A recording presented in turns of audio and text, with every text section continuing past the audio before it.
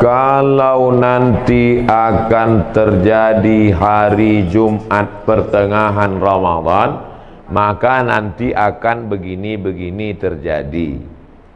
Setelah dihitung-hitung, ternyata pertengahan Ramadan yang ada Jumatnya itu nanti di Ramadan 1441. Muharram, Safar, Rabiul Awal, sekarang Rabiul Akhir, Jumadil Awal, Jumadil, Rajab, Sya'ban, Ramadan. Apakah itu akan terjadi seperti yang ada di hadis itu? Wallahu a'lam bishawab. Mana kita tahu, dia belum terjadi. Tapi kita bersiap-siap perlu. Andai terjadi, kita sudah siap. Andai tak terjadi, berarti hadisnya tak sahih, bukan nabinya bohong. Jadi kami siap-siap lah nih Pak Ustaz. Siap lah. Rabiul Awal sekarang, tahun kalau 24, 25. Rabiul Akhir, Jumadil Awal, Jumadil Akhir, Rajab, Sya'ban, 5 bulan lagi. Siap-siapkanlah.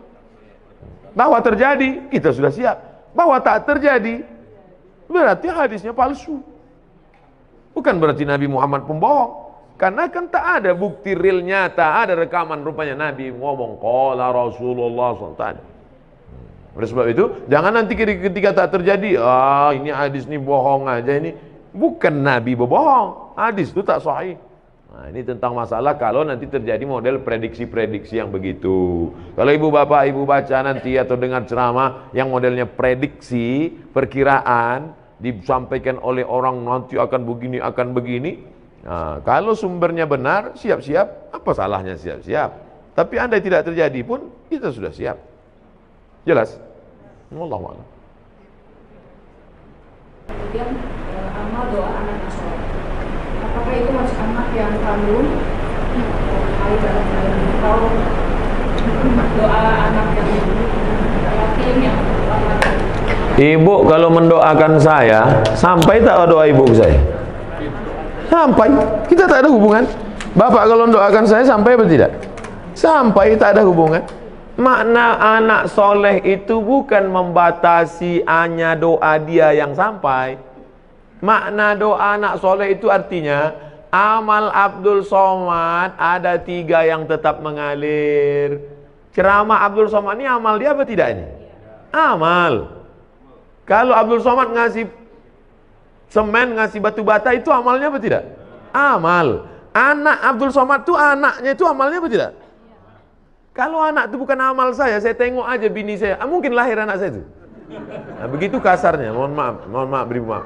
Jadi makna anak tadi jangan diragukan. Ustaz, kami ini tak punya anak, cuma anak angkat. Mengalir. Anak tiri, mengalir. Anak orang, mengalir. Mengalir. Jangan takut tentang masalah. Yang tak punya anak, jangan takut. Anak asuh, anak yatim. Makna hadis itu mengatakan anak soleh artinya amal kita nih putus, tapi ada 3 amal kita. Sedekah itu amal kita, anak itu pun amal kita, dan ilmu yang kita ajarkan itu pun amal kita. Bisa dipahami? Insyaallah. Wallahu a'lam.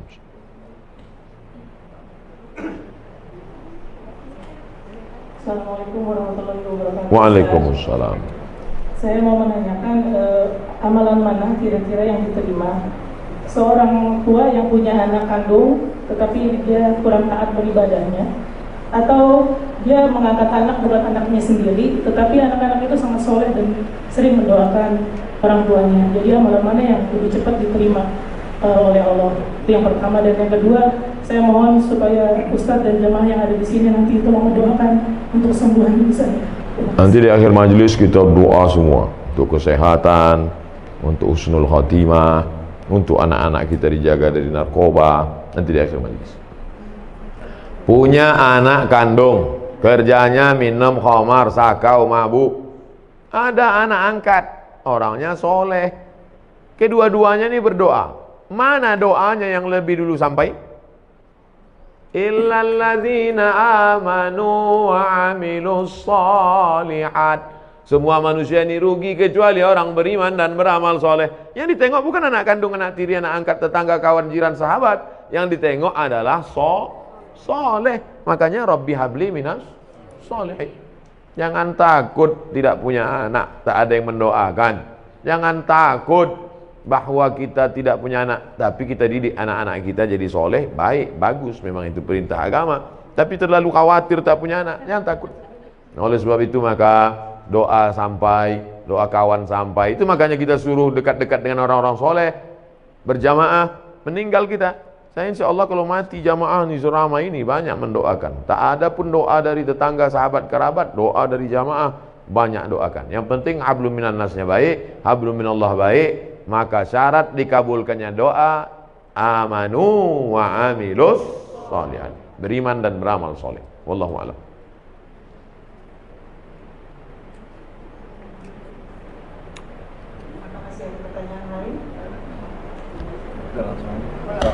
Assalamualaikum Pak Ustaz. Waalaikumsalam. Kalau misalnya kita kan nabung di bank konvensional, itu kan ada bunga, berbunga. Nah bunganya itu kan boleh nggak gitu diamalkan ke mana gitu? Nah, itu hukumnya gimana tuh Pak Ustaz? Juga yang menerimanya bagaimana gitu? Bapak Ibu yang ada tabungan di bank konvensional besok, waalaikumsalam warahmatullahi wabarakatuh. Bapak Ibu yang ada tabungan di bank konvensional, kalau betul Bapak Ibu mendengar pengajian saya ini, besok pagi alihkan ke bank syariah. Siap? Saya ulang sekali lagi. Bapak Ibu yang di bank konvensional, besok pagi alihkan ke bank syariah. Siap? Banyak dalam hati. Siap. Saya gaji ditransfer ke BRI Syariah. Walaupun BRI Syariah menolak saya ceramah, tak apa-apa. Tetap di mana saya, tabunglah ke BRI Syariah. Saya di BRI Syariah. Anda tabunglah ke BRI Syariah. Walaupun BRI Syariah menolak saya ceramah. Tak apa-apa. Saya tahu, kalian takut ngundang kan? Tak apa-apa. BNI Syariah, Ustaz Somad, kami buatkan Ustaz kartu, menabunglah ke BNI Syariah. Walaupun BNI Syariah tak berani juga ngundang, tak apa-apa. BSM, Bank Syariah Mandiri, kasih saya kartu, pakai kartu. Datang dia ke kampus tempat saya, nih kami buatkan Ustaz kartu Bank Syariah Mandiri. 3, BRI Syariah, Bank Syariah Mandiri, BNI Syariah. Bang Muamalat belum datang lagi. Alihkan ke bank syariah, karena kalau bukan kita yang menghidupkan perekonomian syariah ini siapa lagi? Di Malaysia saya diundang ke bank rakyat. Saya tengok bank rakyat, wah, ini konvensional ini. Sampai hati orang ini ngundang saya, neraka jahanam ini. Pas sampai di situ, belum saya tanya, direkturnya udah ngomong, Ustaz Somad, ini bank konvensional katanya. Dalam hati saya, hancur dunia persilatan. Tapi sudah berubah jadi Islamic Bank. 5.000 pegawainya. Berubah dari konvensional, berhasil 100% murni jadi Islamic Bank, bank syariah. Pergi ke Kuala Lumpur, hebat. Maka besok, 2 yang menyebabkan sulit merubah bank konvensional jadi syariah. Pertama, political will, politik. Yang kedua, iklan ke masyarakat kurang. Saya di mana-mana terus saya sampaikan. Oke, sekarang kita cerita tentang Bapak punya tabungan di masa lalu dan sekarang bunganya ada. Mau dikemanakan bunganya ini?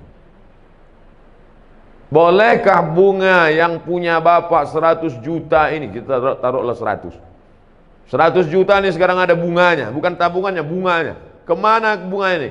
Kata Syekh Yusuf Al-Qardawi, nama kitabnya Fatawa Mu'asirah, sudah dicetak oleh Gema Insani Press Jakarta. Judulnya Fatwa-Fatwa Kontemporer Yusuf Qardawi. Diserahkan ke lembaga yang dinikmati orang banyak, masalih ammah. Masjid, panti jompo, panti yatim, sekolah Islamic boarding school, serahkan. Bapak yang ada tabungan-tabung di konvensional, duit hasilnya itu riba, jangan kasih ke anak, jangan kasih makan ke rumah, serahkan ke lembaga yang dinikmati orang banyak. Ini jangan Ustaz Somad ini ceramah gini, nanti ujung-ujungnya kemana Pak Ustaz? Ke saya. Saya sampai sekarang tak pernah kepentingan pribadi saya, serahkan ke lembaga-lembaga yang banyak dinikmati orang banyak. Wallahu a'lam. Ustaz, Assalamualaikum warahmatullahi wabarakatuh. Waalaikumsalam. Masalah bank syariah yang saya tahu di Indonesia, bank syariah itu patokannya masih Bank Indonesia, masih konvensional. Karena saya pernah punya pengalaman pribadi di kantor, mau nutupin kredit yang lebih cepat, itu tetap kena denda, Ustaz. Nah ini jadi seperti apa ya, Ustaz? Seluruh bank di Indonesia menginduk kepada BI. Tidak ada yang di luar BI. Tidak sama macam di Saudi Arabia atau Dubai Islamic Bank, atau di Mesir Faisal Islamic Bank, cabang dari Faisal Islamic Bank Saudi Arabia sendiri. Semuanya tetap menginduk ke BI. Yang menetapkan suku bunga BI. Makanya selalu saya katakan ini proses menuju pure syariah. Dan siapa yang menolong menuju prosesnya ini? Kita.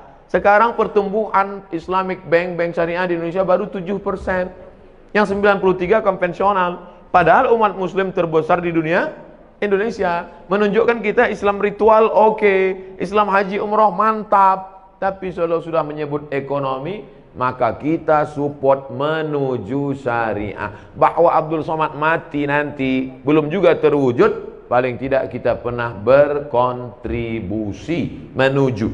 Jadi kalau bapak menabung bank syariah, bapak barulah dia kuat. Setelah kuat, barulah dia bisa independen, murni sendiri. Makanya pemerintah mengeluarkan aturan, bank konvensional boleh membuka divisi syariah selama 16 tahun. Setelah 16 tahun kalau dia berhasil, maka dia berdiri sendiri, nanti akan memecah diri, memisahkan diri dia, berdiri sendiri. Tapi tetap menginduk. Nanti tetap sampai pada puncaknya. Sekarang beberapa bank daerah Nusa Tenggara Barat, BPD-nya, Bank Pembangunan Daerah, sudah jadi bank syariah. Aceh jadi bank Aceh. Riau insya Allah tak lama lagi. Sumatera Barat Bank Nagari itu akan jadi bank syariah. Setelah nanti ini banyak bank syariah ini bergabung besar, mungkin bukan zaman kita, zaman anak kita, zaman cucu kita, barulah maka kita. Tapi kita nanti ikut ditanya Allah Ta'ala, apa kontribusimu menegakkan bank syariah Indonesia? Aku ikut berkontribusi karena meletakkan uangku di bank syariah. Jadi kalau dikatakan mana itu yang pure murni original syariah, belum, menuju syariah. Mudah-mudahan kita termasuk orang yang ikut berkontribusi dan mensupport program ini. Amin ya rabbal alamin.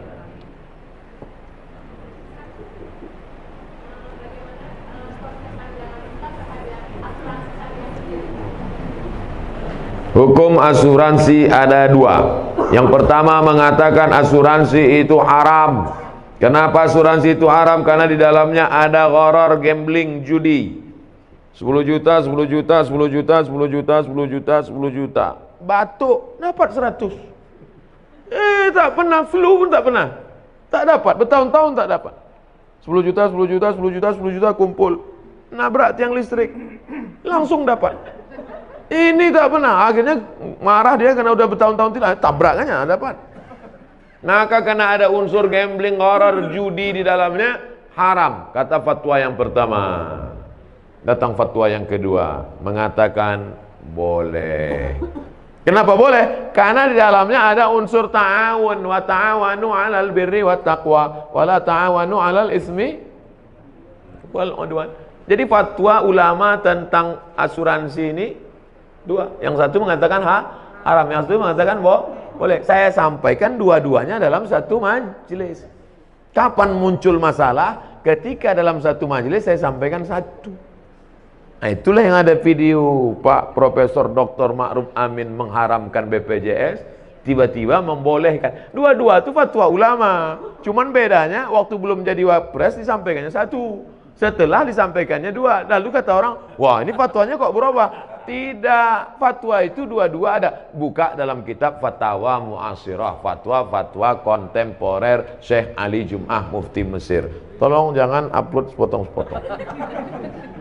Bahwa memang ada dua fatwa. Jadi kalau ada di antara bapak ibu yang memilih asuransi, perbuatannya itu betul atau tak betul? Betul, dia pilih fatwa kedua. Kalau ada di antara bapak ibu, aku sampai mati tak mau asuransi, perbuatannya itu betul atau tak betul? Betul juga, karena dia pilih fatwa yang pertama. Kok bisa ulama ini buat dua pendapat? Karena Nabi tidak ada menyebut dulu asuransi. Asuransi itu muncul belakangan dan ulama berijtihad. Rambut sama hitam isinya macam-macam. Ijtihadnya begini, ijtihadnya begini. Ustaz sendiri, saya tidak pakai asuransi kendaraan sampai sekarang. Terus Ustaz selamat terus, bolak-balik tabrakan. Mana berat yang listrik, sedang nyetir ditabrak orang dari belakang. Bahwa dia datang, musibah namanya. Oleh sebab itu maka amalkan sesuai keyakinan. Ini kalau ada orang mengatakan, apa kau pakai asuransi? Sholat rajin, pengajian rajin, pakai asuransi. Fatwa kedua, bray. Wallahu a'lam.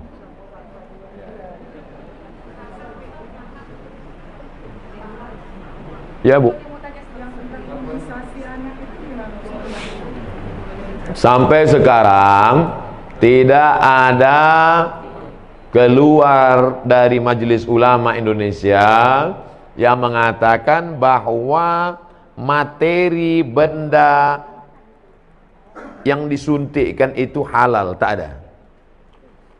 Ini kan ada fatwa halal. Ada tak halalnya nih? Oke, halal. Halal. Halal ini isinya halal. Sedangkan itu, suntik itu tidak ada yang mengeluarkan fatwa isinya itu halal, tak ada. Yang ada fatwa boleh memakainya karena darurat. Bukan isinya. Boleh memakainya. Bedakan antara fatwa isi dengan fatwa memakai. Sekarang saya masuk ke hutan. Sampai di hutan tak ada makanan, yang ada cuman babi. Lalu saya telepon, Assalamualaikum Ustaz. Waalaikumsalam. Ini ada babi ini Ustaz. Boleh tak saya makan? Kata Ustaz itu, ada kau makanan yang lain? Tak ada. Jadi pilihannya cuma dua aja Ustaz, mati sama babi. Makanlah babi itu. Apakah babi itu halal? Tidak. Sampai mati babi tak halal. Tapi memakan babi saat itu boleh karena darurat. Karena kalau tak dimakan mati sampai dapat pisang. Kalau udah dapat pisangnya kau makan babi lagi. Assalamualaikum Ustaz. Enak rupanya babi ini Ustaz. Jangan. Dari cerita ilustrasi tadi, paham Bapak Ibu kan? Itu enaknya kita ceramah sama orang cerdas nih. Fatwa tentang materinya halal itu tak ada, tapi memakainya karena nanti akan ada penyakit ini, akan ada ini, akan timbul ini, akan ini datang ini, akan mati, akan cacat. Maka kata ulama, daripada nanti anakmu sakit, aku pakai jelas tak apa-apa. Sementara nanti dapat mungkin akan maju teknologi ini, nanti ada umat Islam yang bisa membuat materi yang halal. Jelas? Allahu a'lam. Amin.